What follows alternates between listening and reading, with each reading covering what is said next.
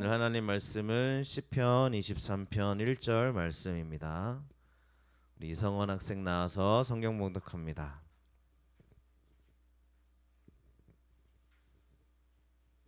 하나님의 말씀을 봉독해 드리겠습니다. 여호와는 나의 목자시니 내게 부족함이 없으리로다. 아멘.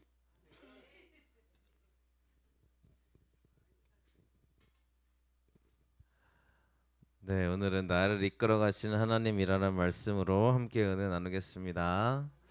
서로 인사하겠습니다. 잘 오셨습니다. 축복합니다. 잘 오셨습니다. 네, 잘 오셨습니다.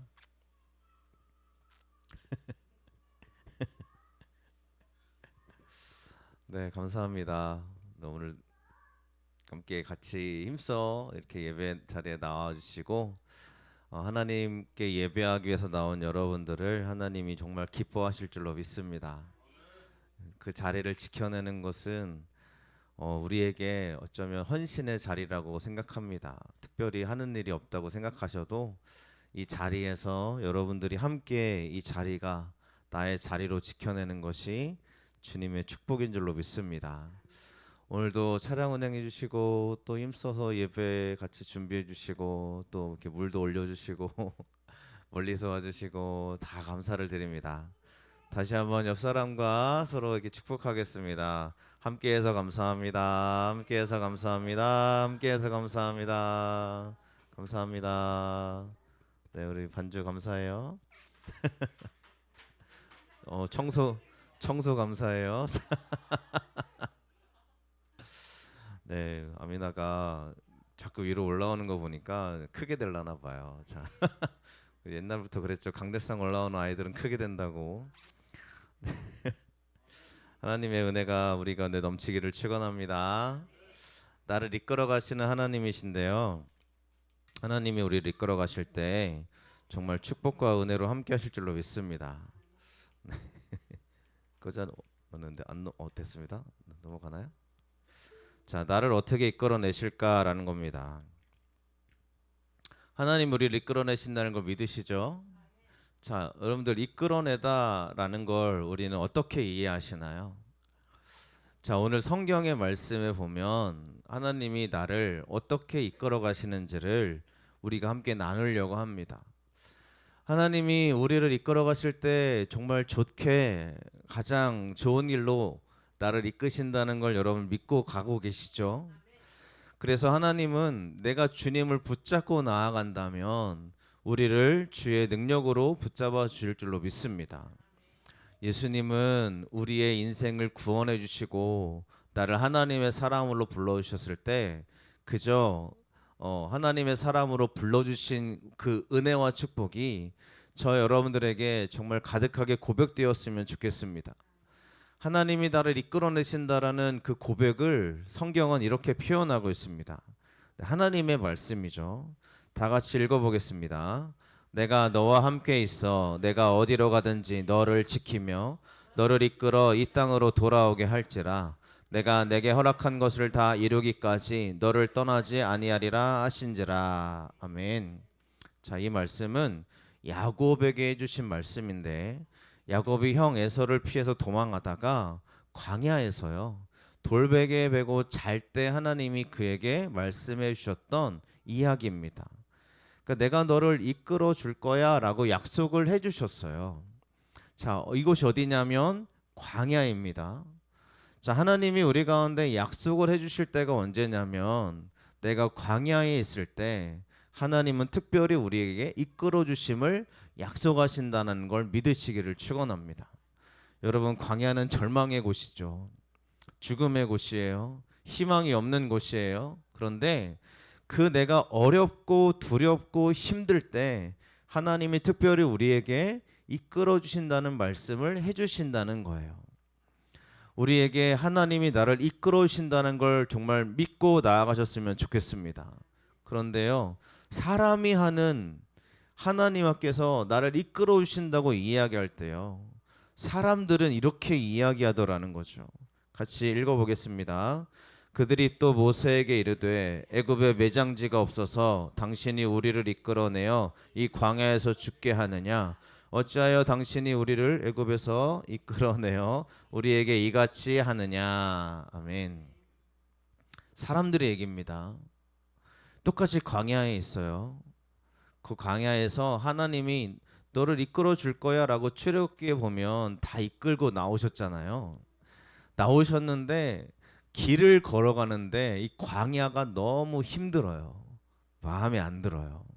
내가 마음에 들어하는 하나님의 이끌어 주심은 아까 야고보에게 했던 말씀처럼 좀 그쵸 넘어갔네요. 야고보에게 했던 말씀처럼 내가 너를 끝까지 돌볼 거야. 내가 너를 떠나지 않을 거야. 네가 어디에든지 너를 함께 할 거야 라는 이 말씀을 우리는 어떻게 받아들이냐면 이제부터 나에게는 평안할 거야. 나는 어려움이 없을 거야. 나는 이제 아무것도 두려워하지 않을 만큼 내 앞에 펼쳐지는 그 모든 것들은 다 편안할 거야 라고 우리가 받아들이더라는 거죠. 근데 그들이 걸어가는 길이요 여전히 힘들어요. 여전히 광야 속에 있어요. 그러니까 그러는 거야. 하나님 나를 이끌어 가신다면서 왜 여기서 죽게 하십니까? 하나님 나와 함께 하신다고 말씀하시는데 왜 나를 여기서 이렇게 힘들게 하시는 거예요? 여기를 왜 우리에게 매장지가 없어가지고 여기서 우리를 죽게 하시려고 나를 끌어내셨어요? 라고 우리는 원망하더라는 거예요. 자, 이끌어내다는 똑같은 단어입니다. 그런데 사람들은 이야기하는 거예요. 하나님은 이렇게 하거든요. 하나님은 우리에게 말씀하시기를 내가 너를 함께 할게, 떠나지 않을 거야 라고 하나님이 나에게 말씀하시는데 나는 이렇게 얘기하는 거예요. 하나님 왜 나를 이렇게 힘들게 하시는 거예요?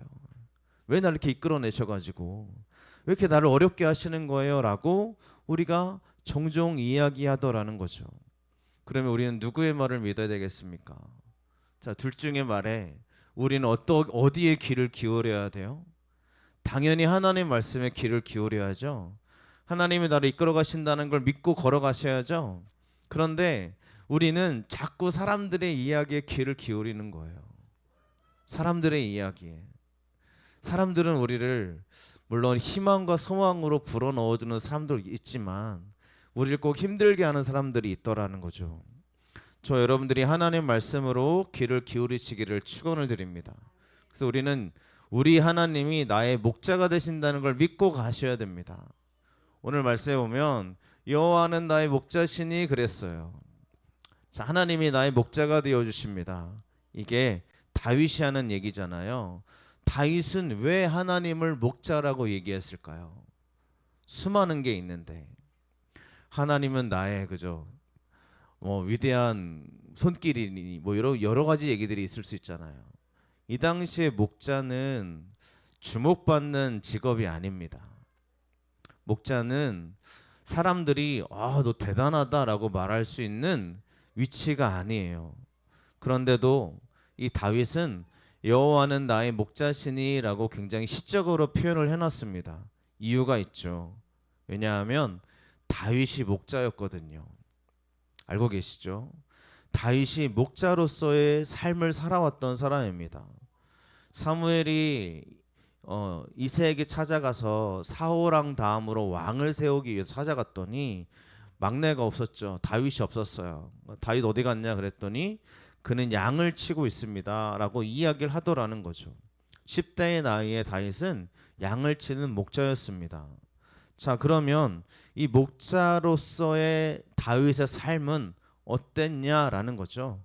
우리가 잘 알고 있듯이 사무엘상 17장 34절 35절의 말씀에 보면 이렇게 이야기하고 있습니다. 우리 함께 읽어보겠습니다.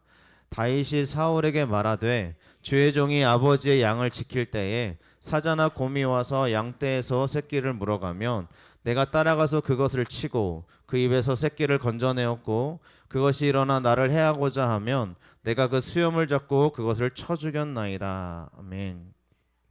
다윗이 목자를 할 때요, 목자로서 양을 칠 때 어떤 일이 일어난 거예요?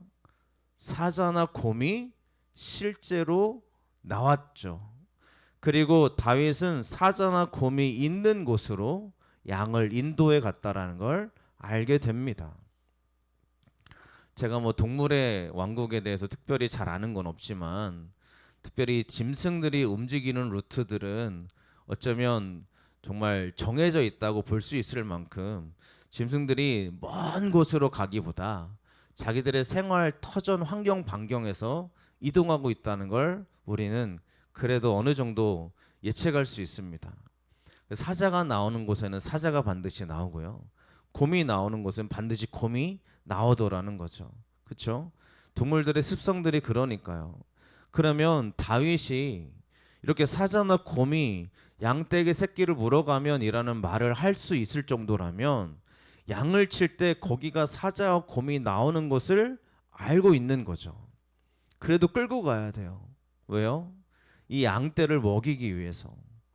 아마도 사자나 곰이 나오는 곳에 양들이 먹을 수 있는 풀들이 잘 자랐던 모양입니다. 그러니까 다윗은 거기를 알면서도 데려가는 거죠. 그렇죠? 알면서도 데려가는 거예요. 근데 알면서도 데려가지만 어떠한 마음이겠어요? 동현이 고생한다. 자, 새끼를 건져내었고라고 얘기하죠. 새끼를 건져내었어요. 이게 무슨 얘기냐면 만약에 사자나 곰이 나오면 이 새끼를 구할 것을 알고 있었던 거죠. 결심하고 가는 거예요. 맞습니까? 거기가 곰이 나오는 것을 알고 있어요. 근데 데려가요. 데려가면 만약에 새끼나 곰이 나오면 어떻게 하겠다는 거예요? 내가 당연히 새끼를 구하겠다라는 마음으로 데려가는 거죠. 그렇죠? 그렇죠? 믿습니까? 아멘이죠? 하나님이 나의 목자가 되어 주십니다. 어디 편안한가 봐요. 그죠? 감사해요. 우리 하나님이 나의 목자가 되어 주시죠. 맞습니까? 여호와는 나의 목자신이라고 얘기했으니까요. 그럼 다윗이 어떤 고백인 거예요? 하나님이 나를 이끌어 가실 때 나를 살리시려면, 나를 먹이시려면 사자나 곰이 있는 대로 이끌어 가고 계신다는 걸 다윗은 알고 있는 거예요. 지금 시편 23편의 말씀은 다윗이 편안할 때 지은 시편이 아닙니다. 23편은 다윗이 여전히 고통당하고 고난당하고 힘들어할 때 짓고 있는 시편인 거예요. 그래서 다윗은 지금의 현실을 고백하는 거예요. 여호와는 나의 목자시니 그랬으면 우리가 생각하기에 목자시니 그러면 편안해 보이잖아요. 근데 다윗의 경험은 그렇지 않았던 거예요. 다윗은 자기가 양들을 끌고 갈 때 어디로 끌고 갔었어야 되냐면 사자나 곰이 나오는 곳으로 끌고 가야 되는 그 마음을 아는 거예요. 어떤 마음이겠습니까? 어떤 마음으로 끌고 가겠어요? 자기 양들이 위험할 걸 알잖아요. 목자의 심정으로. 그래도 위험할 걸 알지만 사자와 곰이 나오는 곳으로 가야 거기서 양들이 풍성히 먹을 수 있다라는 걸 아는 거예요. 그 마음이 아마 조마조마했을 겁니다. 사자가 나타나면 어떡하지? 곰이 나타나면 어떡하지? 이 마음이 조마조마했을 거예요. 하지만 그 다윗은 이 양을 이끌어 갈 때 만약에 사자나 곰이 나타나면 그 사자나 곰을 물리칠 준비가 되어 있는 거죠. 여러분, 이 말씀을 우리가 믿으시기를 축원을 드립니다. 하나님이 나를 이끌어 가시는 목자가 되어 주십니다. 목자로서 나를 이끌어 가실 때 주님이 알고 계십니다. 나를 사자나 곰이 있는 어쩌면 두려움의 장소로 나를 끌고 가셔야만 되는 이유는 그곳으로 가야 내가 살 수 있기 때문이죠. 그곳으로 가야 내가 더 풍성해질 수 있기 때문입니다. 하나님이 알고 계실 거예요. 사자나 곰이 나온다는 걸 알고 계세요. 그러면 나오면 어떻게 하겠다는 거예요? 당연히 나를 지키시고 보호하시는 하나님이신 줄로 믿습니다. 그럼 여러분, 우리가 양입니다. 알고 계시죠? 내가 양이에요. 그러면 주님이 나의 목자가 되어주세요. 나를 이끌어가고 계세요. 근데 그 이끌어가는 길이 아까 이스라엘 백성들처럼 마음에 안 들어요. 그래서 우리가 뭐라고 얘기합니까? 하나님 나를 이끌어 가신다면서 왜 이 광야에서 죽게 하십니까? 이게 우리들이 하는 이야기들이고요. 하나님 말씀하신 이끄심은 내가 너를 이끌어내어 평생 동안 너를 떠나지 않을 것이고 너와 함께하여 다시 이 땅으로 돌아오게 하리라 라고 하나님의 이끄심은 그런 말씀인 줄로 믿습니다. 그럼 우리는 알아야 됩니다. 지금 내가 있는 그 자리가 진짜 하나님이 나를 이끌어가는 자리임을 믿으시기를 축원드립니다. 내가 그 길에 사자와 곰을 만났다고 해서요 절망할 이유가 전혀 없습니다. 왜 그렇습니까? 하나님이 그 사자와 곰으로 말미암아 나를 찢기게 내버려 두시지 않으시더라는 거죠. 우리가 1월달 한 달 동안을 이끌어 주심이라는 주제로 은혜를 나누고 말씀을 나누고 함께 기도해 왔습니다. 여러분 1월달 한 달 동안 우리가 이끌어 주심을 믿고 2024년을 시작했어요. 하나님이 나의 목자라고 우리 고백하고 있어요. 내가 양이에요. 근데 주님을 따라가다 보니까 주님이 나를 이끌어가는 그 길을 보니까 내가 기대했던 길이 아니에요. 어려워요. 힘들어요. 걸어가다 보니까 내가 참 다리도 아프고 내가 어렵고 마음도 어렵고 두렵습니다. 그럴지라도 우리 하나님이 나의 목자이심을 우리가 믿고 한 걸음 내디디시기를 축원을 드립니다. 이게 우리에게 주시는 오늘 나에게 말씀하시는 하나님의 음성인 줄로 믿습니다. 여러분 편안하다고 생각하십니까? 나는 너무너무 좋아라고 생각하시는 분들이 계실 겁니다. 여러분 하지만 하나님은 나의 목자가 되어주시기 때문에 늘 나를 편안하게 내버려 두시지 않으시더라는 거예요. 그렇습니까? 이 팔레스타인 지역, 이 예루살렘 지역은 산들로 올라가야 풀이 있다고 해요. 뭐 저도 안 가봐서 모르겠지만, 네, 그냥 우리처럼 조금만 나가면 막 풀 뜯을 수 있는 곳이 아닌 거죠. 데리고 가야 돼요. 가다 보면 정말 광야를 지나가야 되고요. 산 꼭대기로 올라가야 됩니다. 올라가다 보면 양들이 올라가는 게 쉽겠어요? 꼭대기까지 올라가야 푸른 초장이 펼쳐져 있겠죠. 거기서 풀을 뜯게 하고 다시 내려와야 됩니다. 이러한 길을 반복하는 거죠. 양은 그래도 뭐 양을 살려야 되니까 그렇지만 목자는 무슨 죄예요, 그죠? 목자는 양들을 끌고 가서 얘네들을 풍성하게 먹이기 위한 그런 모습일 것입니다. 우리 주님이 나를 이끌어 가실 때 왜 이 길을 지나가게 하십니까? 라고 생각이 드신다면 그 길을 지나야 하나님의 축복이 우리 가운데 정말 충만하게 넘치게 됨을 믿기 때문이라고 고백하시기를 축원합니다. 주님은 우리의 인도자가 되어 주십니다. 그래서 주님께로 나아가시기를 축원을 드립니다. 그러면 주님이 나를 부족하지 않게 해주시겠다고 이야기합니다. 오늘 말씀 우리가 좀 자세하게 우리 말씀을 좀 내 마음에 심각하게 받아들여셨으면 좋겠습니다. 주님이 나의 목자가 되시는데 내게 부족함이 없으리로다 그랬어요. 자, 여러분 오늘 저희가 여러분들의 마음에 질문을 한번 던져보겠습니다.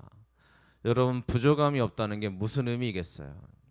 하나님이 나에게 부족함이 없게 하신다라고 하셨어요. 그러면 어떤 마음이 드세요? 저는 당장 이 마음이 들더라고요. 돈을 많이 주시려나 보다. 그죠? 하나님이 나에게 돈 주셔가지고 나는 좀 부족하지 않고 펑펑, 그죠? 아무런 걱정 없이 나를 이렇게 사용하시려나 보다. 이런 생각이 드는 분들이 있습니다. 그렇죠? 부족함이 없다라고 하면 우리가 갖는 생각들은 뭐냐면요, 잘 부자로 사는 걸 얘기할 때가 있어요. 하지만 하나님이 말씀하시는 부족함이 없다라는 건 무슨 뜻일까요? 이 부족하다라는 단어가 언제 쓰여지냐면 창세기 말씀에 쓰여지고 있는데, 자, 이게 언제냐면요, 노아의 홍수가 일어났어요. 노아의 홍수가 일어나서 모든 세상이 물에 다 잠겼습니다. 그 다음에 하나님의 심판이 임했죠. 그 다음에 이 물이 점점 줄어들어서 이제 산봉우리에 노아의 그 방주가 정착하는 일이 일어납니다. 이 물이 점점 줄어들다라는 표현이 바로 부족하다라는 표현이에요. 줄어드는 거예요. 그러면 이 말씀 내게 부족함이 없으리로다라는 이 말씀은 줄어들지 않는 겁니다.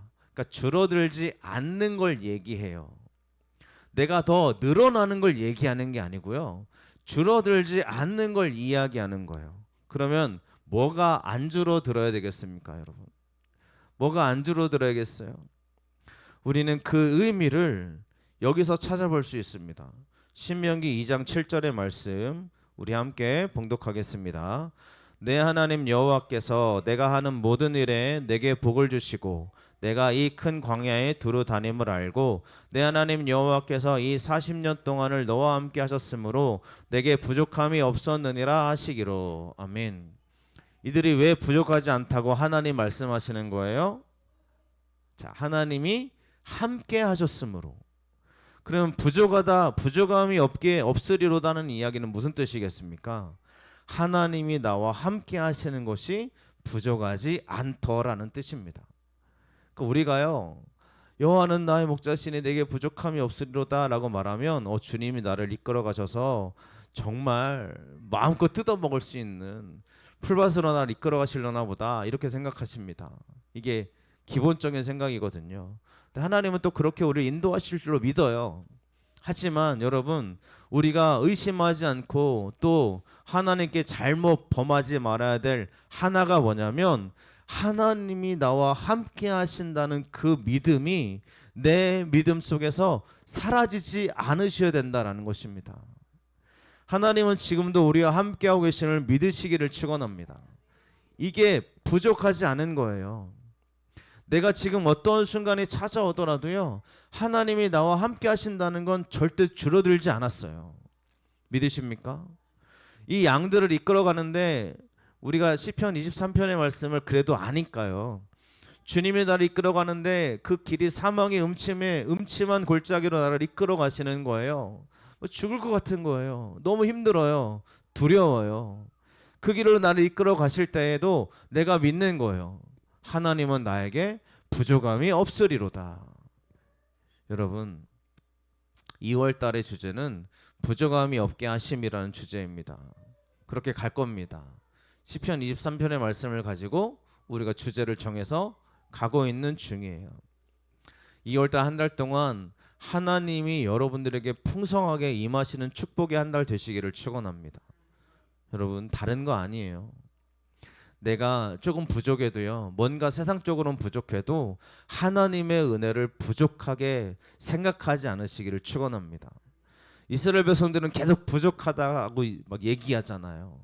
출애굽기 말씀에 보면 이스라엘 백성들이 하나님의 인도하심을 받아서 나왔는데 계속 부족하다고 해요. 먹을 게 없어요. 물이 없어요. 또 먹을 것도 줬어요. 만나를 주니까 이제 만나가 지겨워졌어요. 하나님 너무 싫어요. 이제 이 만나 너무 싫어요. 고기 주세요. 또 메추라기도 줬어요. 그랬더니 이제는 뭐라 그래요? 마늘향이 그립다. 마음껏 우리가 누렸는데 막 이러면서 애굽으로 돌아가자 막 이러잖아요. 계속 부족한 것만 찾습니다. 물론 하나님의 믿음을 따라가다 보면 인간적인 마음으로 부족하다는 마음이 들 수 있을 거예요. 우리 인간이잖아요. 언제나 나 너무 만족해, 너무 풍성해, 나 너무 감사해 이러고 살 수 있는 인간이 어디 있겠어요. 우리가 왜 그렇게 얘기를 하냐면 믿음의 고백입니다. 하나님이 나를 풍성하게 하실 줄로 믿습니다라고 믿음으로 고백하는 거죠. 여러분, 우리가 하나님이 나와 함께 하신다면 나에게 하나님이 늘 풍성함으로 나를 채워주시는 걸 믿고 걸어가시기를 축원합니다. 우리의 입술의 고백이 얼마나 중요한지 모릅니다. 내가 너와 함께 하셨으므로 라는 게 굉장히 중요한 대목이죠. 여러분, 우리가 이 대목을 잘 아는 한 가지의 말씀이 또 나옵니다. 창세기 39장 2절의 말씀 같이 함께 읽어보겠습니다. 여호와께서 요셉과 함께 하심으로 그가 형통한 자가 되어 그의 주인 애굽 사람의 집에 있으니. 아멘. 하나님이 함께하는 게 형통이라는 겁니다. 여러분, 우리가 지금 누구와 함께하고 계십니까? 누구와 함께하고 있어요? 그 사람과 함께하면 여러분 늘 형통하셨나요? 자, 옆 사람 보세요. 이 사람이랑 함께하면 난 늘 형통해. 늘 좋아. 이럴 수 있어요? 그럴 수 있다면 너무너무 감사하죠. 근데 우리가 이 사람과 함께해서 늘 형통했다고 말하기에는 우리 삶에 많은 굴곡들이 있어 왔잖아요. 근데 하나님은 그러는 거예요. 하나님이 너와 함께 하시면 그게 형통합니다라고 이야기하고 있는 겁니다. 우리가 어떠한 사람이랑 함께해도 분명히 약점이 있어요. 너무너무 좋아 보이는 사람이어도 그 사람과 더 가까워지고 함께 살아가다 보면 약점이 보이고 또 부족한 게 보이는 게 아마 우리들의 인간적인 모습인 것 같아요. 어쩌면 이게 우리 속에 깊게 내면에 자리 잡고 있는 원죄의 모습이 아닌가 합니다. 왜 그러냐면 아담과 하와 우리가 너무 잘 아시죠? 처음에 너무 좋았거든요. 너무 행복했거든요. 근데 선악과를 따먹고 죄악이 들어오니까 너 때문이야로 바뀌었어요. 그죠? 원죄의 가장 기본적인 모습은 내 모습보다 다른 사람의 모습을 보고 이게 문제지 저게 문제지 너 이게 문제고 그러니까 그런 거예요. 하나님이 창조해 주신 저 여자 때문에 내가 따먹은 거예요 라고 얘기하는 거죠. 내 책임이 아니라 너 때문이야요. 이게 우리가 아마 지울 수 없는 우리의 원죄적인 죄의 모습입니다.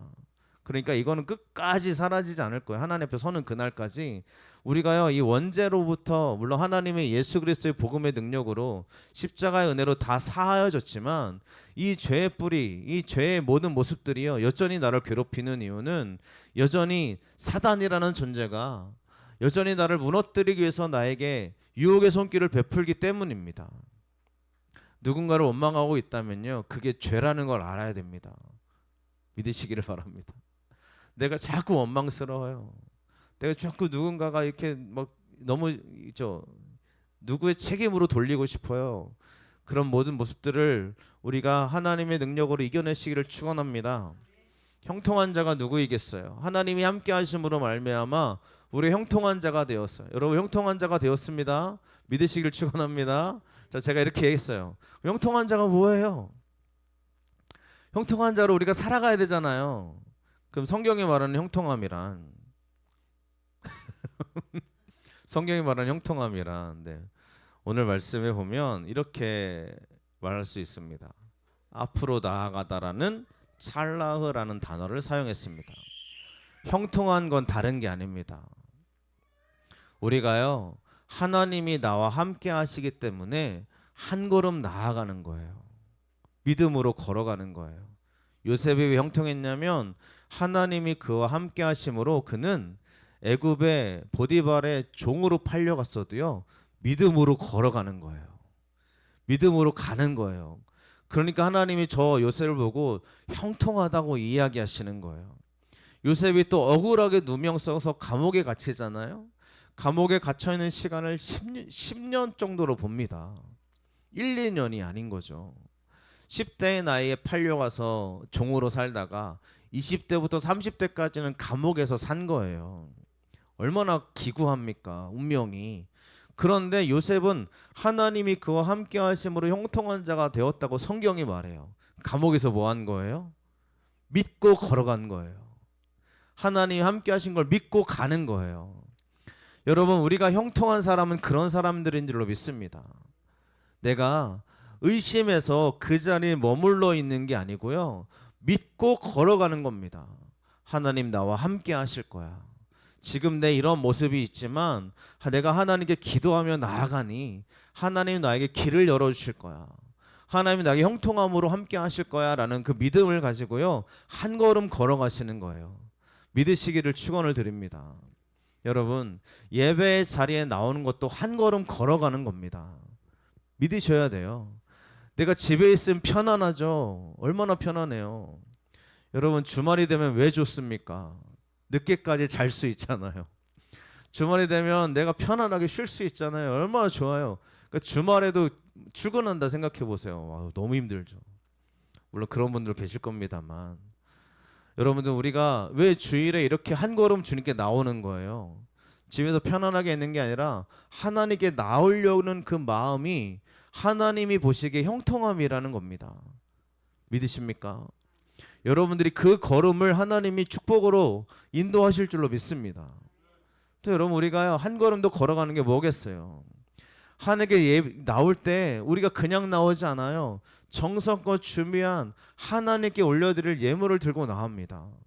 이거요 물론 없는 분들이 계시기 때문에 제가 조심스럽게 말씀을 드리지만 여러분 그 마음이요 그 마음을 하나님이 얼마나 귀하게 보시는지 모릅니다. 이게 한 걸음 걸어가는 거예요. 내가 일주일을 살아갑니다. 일주일 동안 또 살아가요. 일주일 살아가는데 하나님께 믿음으로 기도하며 걸어가요. 이게 한 걸음씩 걸어가는 거예요. 요셉은 그의 삶이 그랬을 겁니다. 누가 종으로 사는 걸 누가 원하겠어요? 누가 감옥에 빠져 있는 걸 누가 원하겠어요? 요셉은 자기가 원해서 펼쳐진 인생이 하나도 없어요. 잘 보세요. 자기가 원해서 펼쳐진 인생은 종으로 팔려가기 전까지였어요. 내가 입고 싶어서 색동옷 입고 있고 내가 하고 싶어서 이런 걸 다 입고 있는 거예요. 하지만 종으로 팔려가면서부터 그는 자기 인생이 없어졌어요. 내가 원하는 길이 다 사라져 버렸어요. 그러니까 그 던져지는 거죠. 종의 삶으로 갑자기 툭 던져지고 감옥의 삶으로 툭 던져지는 거예요. 여러분, 우리의 삶이 그런 것 같습니다. 내가 원해서 잘 열려지면 너무너무 감사하겠지만 어느 날 보니까 툭 던져져 있어요. 여기에 던져져 있고 저기에 던져져 있는 거예요. 그때 여러분, 실망하지 말고 좌절하지 마시기를 축원을 드립니다. 하나님은 내 삶을 던지실 때 그냥 던지시지 않습니다. 반드시 이끌어 가실 줄로 믿습니다. 이렇게 하나님이 나를 이끌어 가실 때에는 하나님의 뜻이 성취가 된다는 걸 믿으시기를 축원을 드립니다. 이사야서 53장의 말씀은 메시아에 대한 예언의 말씀이에요. 그가 질고를 지고 그가 채찍을 맞으며, 이 말씀이 적혀 있는 말씀이거든요. 그 말씀에 하나님의 뜻을 이렇게 표현하고 있습니다. 같이 읽어 보겠습니다. 여호와께서 그에게 상함을 받게 하시기를 원하사 질고를 당하게 하셨은즉 그의 영혼을 속건제물로 드리기에 이르면 그가 씨를 보게 되며 그의 날은 길 것이요 또 그의 손으로 여호와께도 기뻐하시는 뜻을 성취하리로다. 아멘. 예수님이 왜 십자가의 길을 걸어가셔야 되냐면 하나님의 뜻을 성취하시기 위함이었습니다. 하나님의 뜻을 성취하는 것, 이것이 바로 형통이라는 거죠. 하나님의 뜻이 여러분들에게 성취가 될 줄로 믿습니다. 그러니까 내 뜻이 꺾여져서도요, 예수 그리스도를 붙잡는 여러분들의 믿음이 물론 힘들죠. 이게 당해본 사람들은 압니다. 이게 어려움을 겪어본 사람들은 알아요.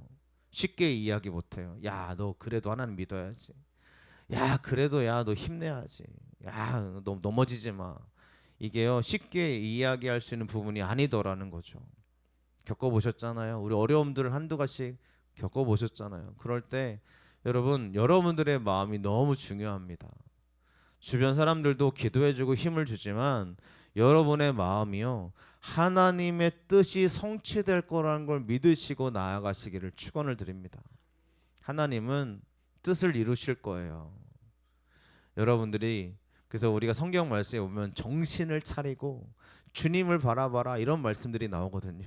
여러분, 우리 정신 차리고 하나님 바라보시기를 축원을 드립니다.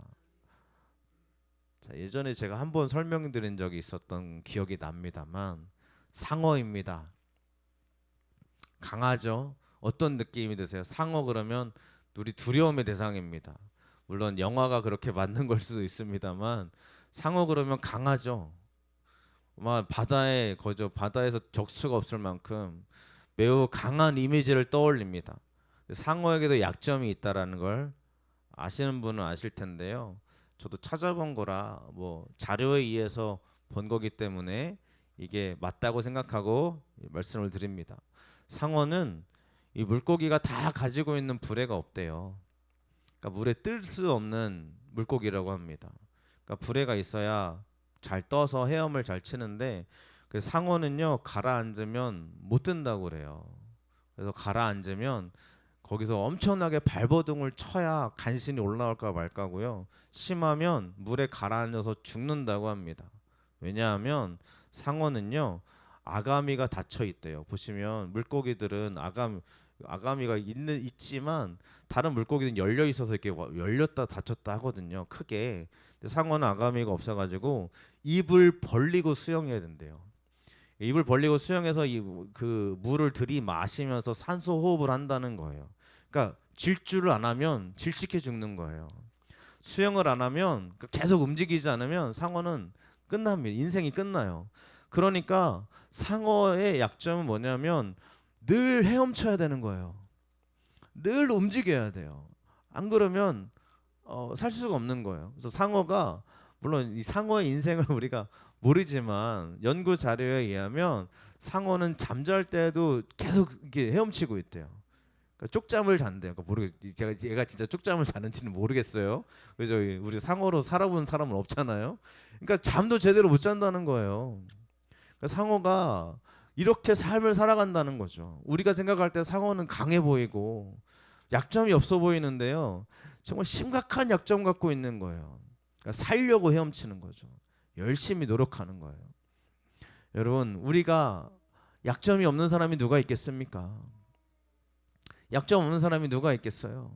누군가나 다 힘듦이 있고 두려움이 있고 어려움이 있습니다. 그럼 여러분들 상어의 모습을 기억해 보시면 입을 벌리시고 열심히 달려가시기를 축원합니다. 하나님께 기도의 입술을 벌리시고 내가 기도해야 살 수 있다, 찬양해야 살 수 있다라는 그 믿음을 가지고 열심히 헤엄치시고 앞으로 걸어가시기를 축원을 드립니다. 다른 사람에 비해서 나는 부레가 없다고 생각할 수 있어요. 즉 나는 태어나면서부터 이게 없어 저게 없어 우리 집안은 이렇게 어려워 라는 생각을 하실 수가 있습니다. 하지만 열심히 여러분들의 그 자리에서 믿음으로요 형통이 한 걸음 나아가는 거라고 말씀드렸잖아요. 내가 하나님이 하실 줄로 믿고 한 걸음 걸어가시면 주님 앞에서 강한 믿음의 사람으로 세움받게 될 줄로 믿습니다. 이 은혜가 우리 가운데 넘치시기를 축원합니다. 오늘 말씀 하나님이 나를 이끌어 가십니다라는 말씀이었어요. 여러분 2월달 한 달 동안은 부족함이 없게 하실 겁니다. 우리의 마음에요 의심이 일어나지 않으시길 축원합니다. 하나님이 나에게 풍성하게 임하실 줄 믿고 한 걸음 걸어갑시다. 한 걸음 믿음으로 더 걸어갑시다. 믿음으로 가자는 거예요. 앞이 안 보여도요 믿음으로 그냥 가는 거예요. 미련해 보인다고 말할 수 있겠지만 하나님이 그 사람을 기뻐하실 줄로 믿습니다. 2024년 시작했고 우리가 2월 달을 맞이하고 있습니다. 여러분 믿음으로 한 걸음 더 걸어가세요.